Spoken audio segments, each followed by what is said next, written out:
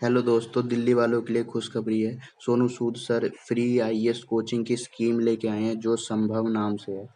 तो इसके प्रूफ के लिए मैंने आपको उनका ट्विटर हैंडल का स्क्रीनशॉट लेके दिखाया हुआ है।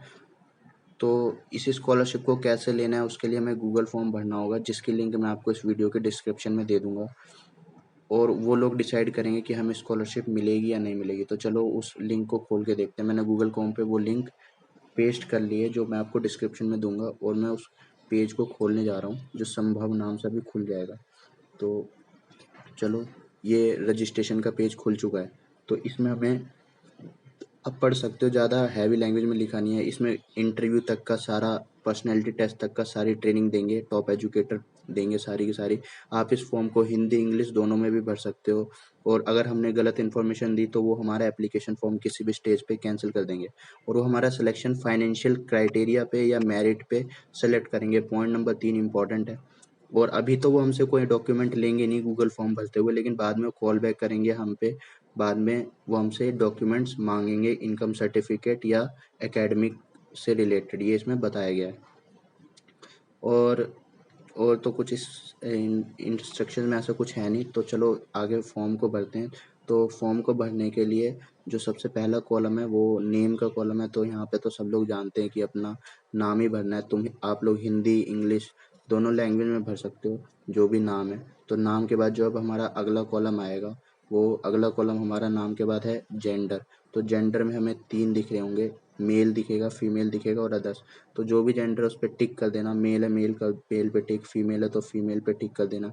उसके बाद हमसे ये लोग ईमेल आईडी मांगेंगे। ईमेल आईडी हमें दे देनी है जो हम यूज़ करते हैं, जीमेल की होती है, जो gmail.com करके ईमेल आईडी होती है, वहाँ पे हमें ईमेल आईडी इनको प्रोवाइड कर देनी है। फिर इन्हें मोबाइल नंबर प्रोवाइड करना है। व्हाट्सअप नंबर नेसेसरी नहीं है, अगर कोई करना चाहता है तो कर दे। फिर परमानेंट एड्रेस प्रोवाइड करना है।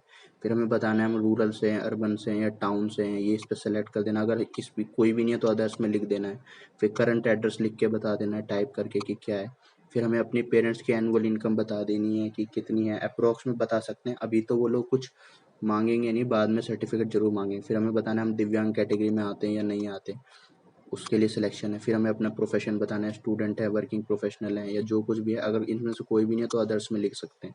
फिर हमें अपना एकेडमिक क्वालिफिकेशन बतानी है कि ग्रेजुएशन में है या पोस्ट ग्रेजुएशन कर रहे हैं या 12th क्लास में है। कोई 10th में होगा तो अदर्स में करके 10th में लिख सकता है। फिर हमें अपने कॉलेज का नाम बता देना है कि हम कॉलेज का नाम किस कॉलेज में, जैसे यहाँ पे कोई आईआईटी कानपुर में होगा, कोई एनआईटी में होगा, कोई कहीं होगा। फिर हमें कोर्स बताना है कि हम कौन सा कोर्स कर रहे हैं अपने कॉलेज में, बीए बीकॉम बीएससी वगैरह। फिर हमें अपने सीजीपीए बताना है, 10th क्लास में हमारा कितना सीजीपीए आया था। फिर 10th क्लास का हमें बोर्ड बताना है कि हमारा 10th क्लास का बोर्ड क्या था। फिर 12th क्लास की हमें परसेंटेज बतानी है, 12th क्लास की क्या परसेंटेज है या क्या सीजीपीए था।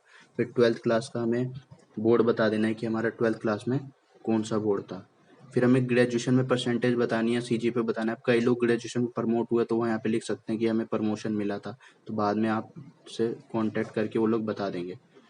और देख लेना, इसमें और कुछ ऐसा खास है नहीं, सारे कॉलम आसान ही है। फिर हमें ये बताना है कि हम जो सिविल सर्विस एग्ज़ाम देना चाहते हैं वो किस में देना चाहते हैं, हिंदी इंग्लिश, या अगर कोई लिटरेचर लैंग्वेज है तो वहाँ पे अदर्स में लिख सकता है।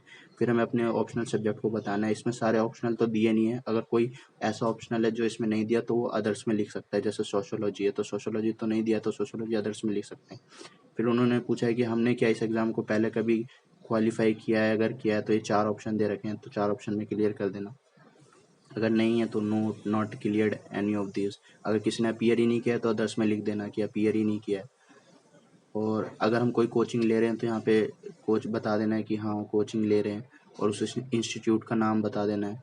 और हम किस मोड में कोचिंग की कंफर्टेबल है, ऑनलाइन मोड सही है या ऑफलाइन मोड सही है। ऑफलाइन केवल दिल्ली में ही मिलेगा या दोनों में ठीक है। और हमें अब हमारी अचीवमेंट बतानी है, स्कूल टाइम या कॉलेज टाइम की अचीवमेंट या एक्स्ट्रा करिकुलर एक्टिविटीज़, हॉबीज़ वगैरह यहाँ पे हमें लिख देना है। 100 वर्ड्स के अंदर ये सारी चीज़ें लिख देनी है। उसके बाद हमें बताना है कि ये बहुत इंपॉर्टेंट क्वेश्चन है कि ये स्कॉलरशिप के लिए हम ही डिजर्विंग क्यों है, उसका रीज़न देना है कि हम क्यों चाहते हैं स्कॉलरशिप।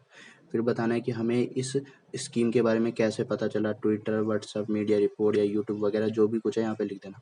फिर अगर आप कुछ सजेशन देना चाहते हो उनको तो सजेशन के बारे में लिख देना। जब ये सारी चीज़ क्वारी हो जाए तो बस सबमिट पे क्लिक करके सबमिट कर देना। धन्यवाद दोस्तों।